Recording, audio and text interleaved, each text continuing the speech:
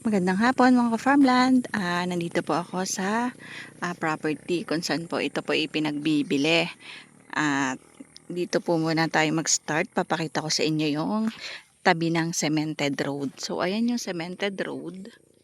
Ang property po ay inner lot. So papasok po. Pero base po dun sa design po na tax mapping ay kalapit po siya ng kalsada. So katabi siya ng barangay road, hindi pa nga lang po siya fully developed. Yan po yung kalsada. Yan po ay papunta po ng Sitio Magalolon. And then ito po yung palabas na yan, papunta po yan ng Sitio Lunao, Sitio Kalayaan. So papunta pong highway. Ayan po yung cemented road.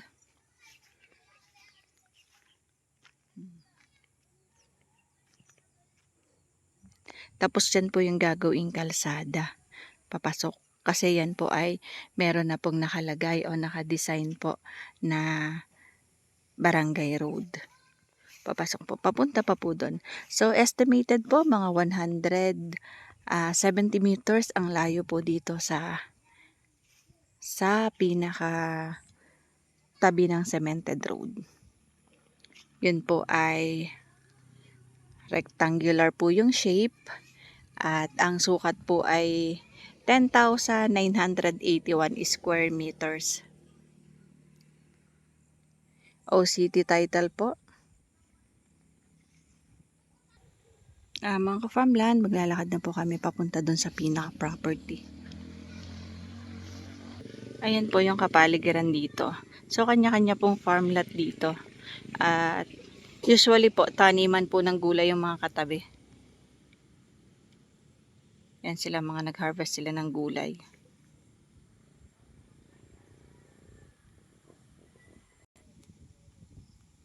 Galit yung kalabaw.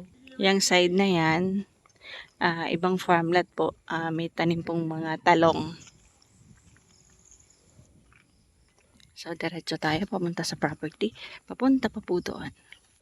Ayan, so ito na po yung daan. So, dito kami dumaan pansamantala dito. So, kung makikita nyo, napakaganda dito sa kapaligiran. Oh. Taniman po yung mga yan.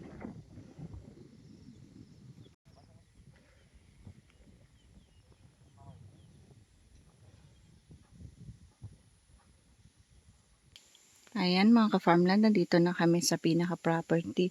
So, ayan po yung mohon. Papunta dun. Papunta dyan. So, nandun po, kasama pa po yung property doon. Papakita ko po sa inyo. Ayan mga farmland, ito po yung unang muhon niya. Ito yung muhon number 1. Ayan. So, ito po yung kapaligiran dito sa property. Ito pong aking kinatatayuan ay outside na po yun ng property. Pero ipapakita ko lang po sa inyo yung view.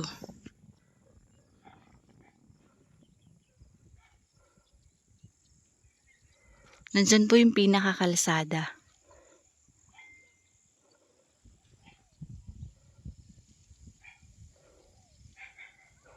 Yan, may mga nag-aalaga po dito ng baboy kasi malayo po sa kalsada.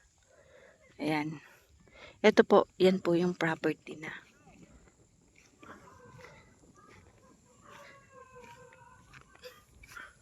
Diyan, ayun. Ito po yung muhon na isa, tapos yun po, ayun. Kung makikita nyo po yung kasama ko, ayun siya.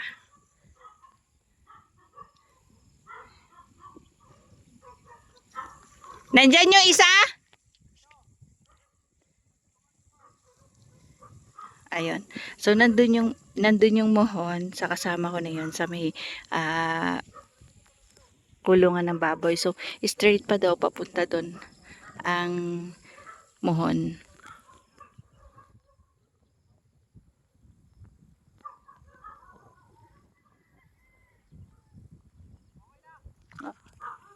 So, ayan po, kasama pa yun sa property, pati po itong kalahati po ng may banlat. Papunta po doon. Yan. So ayan, kasama pa po yun sa property papunta doon. Tapos paibaba po yung property. Ito po ay meron pong niyog. Tapos ngayon may tanim po na mga ano nga to? Kamote.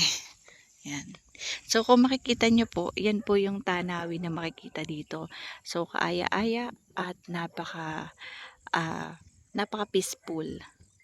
So walang istorbo, wala kang maririnig na ingay ng sasakyan, tanging huni po ng ibon, unga ng kalabaw, tas yung huni ng baboy, yun lang, batok ng mga aso. Yun po yung makikita dito sa property at maririnig. So ito po ay pa-slope, slanting, bahagya po naman. Ayan, yan po yung sakop ng property. Ito po ay katabi po dati nung na-vlog ko na sa kabila.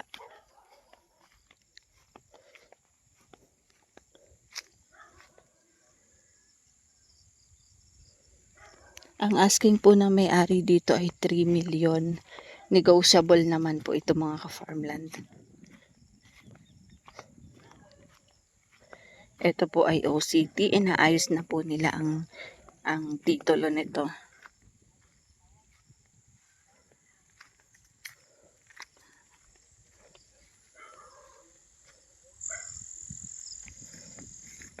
Yung banlat po ng baboy, hindi po lahat sakop ng property.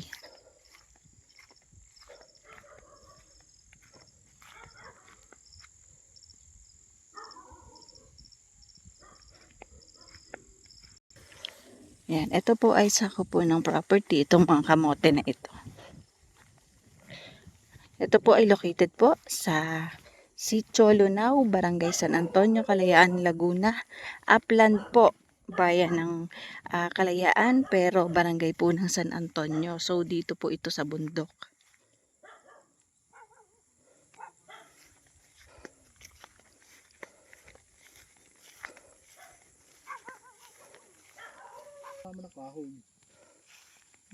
Ayan.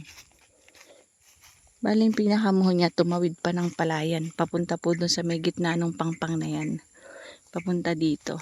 Then ayan, may muhon dyan. Yan po ay sako po yan sa 10,981 square meter po. Yan. Sako po yung palayan kasi tumawid dun sa taniman.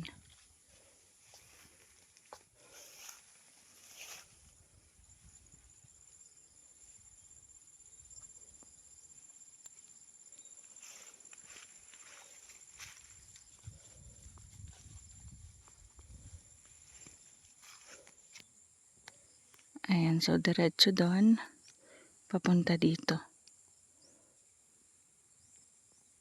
Yung muhon dun sa kabila, ang katugon po ito nandito sa gitna nito. Tapos padiretso papunta doon. Ayan, so meron pa pong isang muhon dito sa area dito. So dito yan, taniman po yan ng kamote.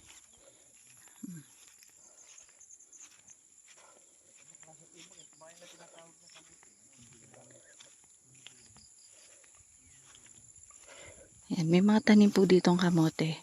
Kasi dito po yung mga tao masisipag pong magtanim. Taniman po ng gulay, sitaw, sili, kamote, kamoteng kahoy, kamoteng bagin, kamatis, talong. So ito po, sako pa po yan ng property. Yan. Pag nasa tuktok, ang ganda po nitong tingnan. Di naman siya masyadong matarik. Pa-slope ng kaunti. Bahagyang pagka-rolling.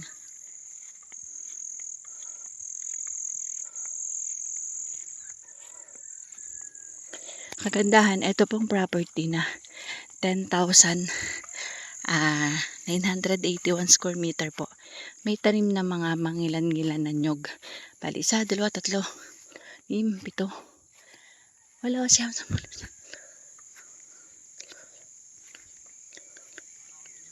Nasa 30 puno ng nyog. Ayan. Ayan po kung makita nyo.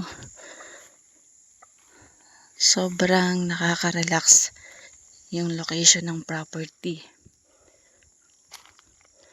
Taniman po. So, ang property sumasakop po dun sa Sitawan. Yun. Medyo madilim nga lang po kasi hapon na.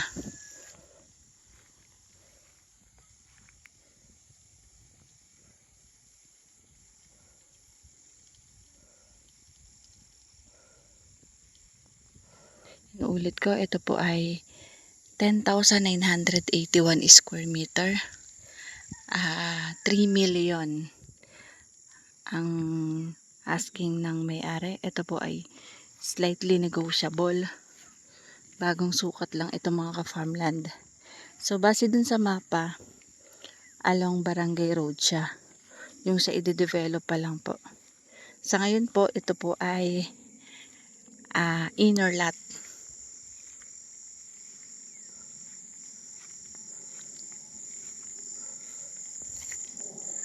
O city title po ito. At ang nagbebenta na po ay ang mga anak.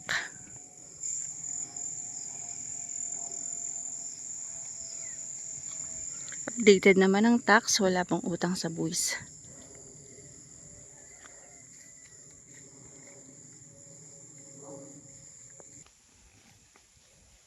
Yan ang view. Yan, may kasoy. So ito po yung pinaka-property. Ito po ay 10,981 square meter, 3 million. Negotiable. Titulado po ito. At mga 100 to 200 meters po ang layo sa pinaka-cemented road. Ang layo naman ito sa highway, Petron 711, mga 13 kilometers. Ayan, bye bye mga ka-farmland. See you for the next videos.